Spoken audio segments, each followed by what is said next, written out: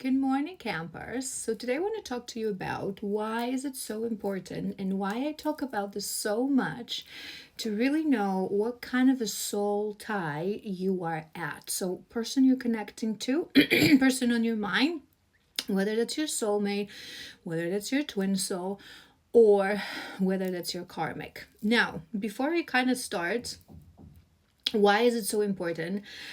I want to really make it clear that overall, these are just labels. And I say this all the time: twin soul, soulmate, karmic, avoidant, anxious, whatever.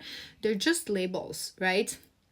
They don't really matter. You are to someone who you are to someone. Nothing will change that. And us in our human mind will create these labels because we want to understand things better. So I think that it's important to understand those concepts if you're really following a journey of that concept, and if you can, through non-understanding, go towards a harmful consequence, a harmful outcome, right? So what I'm trying to say with this is, if you're using those terms in a setting that is completely harmless, and it doesn't really matter, right? So let's say you're someone, you met your boyfriend, you immediately connected, you started dating, within months you were living together, and since then you're always together, always happy, you have this beautiful relationship of 5, 10, whatever years, and you go ahead and you say, oh, here's my twin flame. I don't care.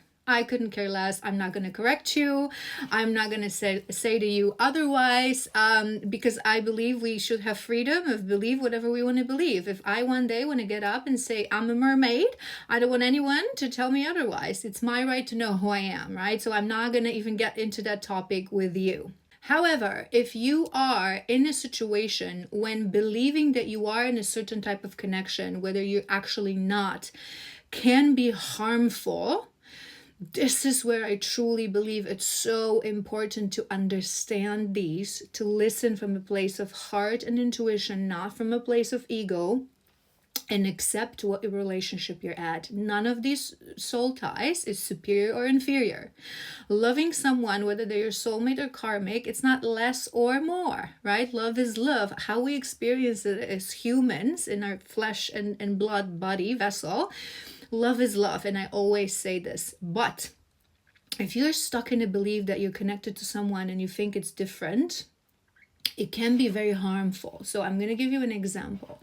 If you are someone who is in a karmic relationship with someone who is toxic, who's low vibrational, who's clearly your life's lesson, and you enter the belief, which happens a lot, that this person is your twin flame, I always say this: 90% of people who think they're on a twin flame connection aren't actually on a twin flame connection. They're actually connected to a karmic. So you can really harm yourself through that belief, because you're going to be stuck in a pattern. You're going to be stuck in a never-ending cycle. You're not going to grow. You're not going to progress. You're not going to release this person. And in the end, with our twin soul, we release them as well. But you're not going to learn the lesson, because you're going to keep yourself in a false belief, right? That's why I think it's so important to understand, because the role of each of those three in our life is completely different. The objective is completely different. With soulmates, we choose to share our life with a soulmate. That can be a romantic relationship, a friend, someone in our family. We choose to live our life with some of our soulmates, variety of soulmates, one soulmate, whatever that is. We have few, because the objective of that relationship is that we walk this path together, right? Because we're soul friends. We've been through many lifetimes together. We enjoy it, doing it together. It's like going on a trip, right? Why you take this person on a trip if it's your true friend, if it's your soulmate? Because it's more fun. It's more interesting, right? This person has something that you don't. You know, you're going to draw, inspiration from each other. You know, you're going to have fun. You have so much in common. You laugh together. You enjoy this together. You see things in a similar way. So with them, it's just going to be more joyful. It's going to be more fun. It's going to be more comfortable, right? Again, like I said in my yesterday's, I think, video, those are very easy relationships, beautiful relationships. So You choose that there's no deeper, harsh lesson in those relationships. There's no this person showing you very deep wounding. They're just there to have more fun. We have more fun together, right? Whereas in a twin flame connection, extremely rare, that is not about just love and just love story. You choose to have your twin in the same lifetime that you live, because you know that for this lifetime, for yourself, you're choosing deep spiritual awakening, walking the path of awakening towards enlightenment, becoming a shaman, becoming a reader, becoming a medium, becoming a seer, becoming a spiritual practitioner who's connected to the truth, who's connected to the channel of the divine, and who decided to live this life as a life of service, as a life for others, as your mission, right? That's why we choose to live with our twin, because it's our biggest mirror. It's so triggering, it's so difficult that from day one, this person awakens our kundalini, this person shows us what we need to heal. We have no other option but to heal in order to one day reach our divine state, our state of light, our state of conquering our shadows, healing the traumas, the triggers from this lifetime, from other lifetime, to guide others, to show others what love truly is. All the things that in a matrix society, in a program society, people have forgotten, right? The true values, the true love, the true light. This is our mission, right? It's not about love. It's not about, yes, there's love. Yes, there's beautiful love, beautiful connection, but it's not about it. That's why it's so incredibly rare, right? For a moment, going back to the analogy that I've given you with a travel, the reason you want to travel with your twin is because you know they're going to push you, even if it's through the valley of darkness and shadows.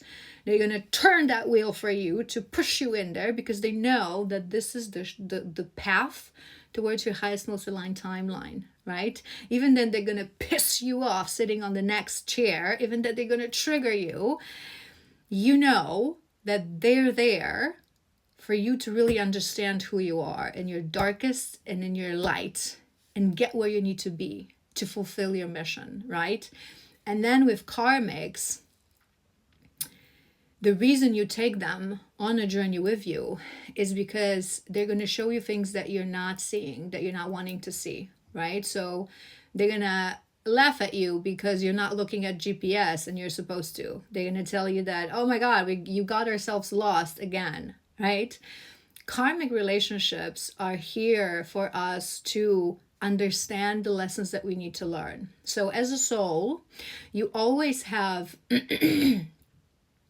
certain lessons, your key lessons and your smaller lessons in life, things that you want to process, things that you want to learn, things that you want to go through. And our karmic partner, our karmic connection, whether that's friendship or relationship again, or family, they're here with us to show us in an external world what we're refusing to see in our psyche, to walk us through pain, to cause us pain, to cause us turmoil, to cause us discomfort, to make us feel lonely, make us feel uncomfortable. So we grow through that. So we learn to overcome that.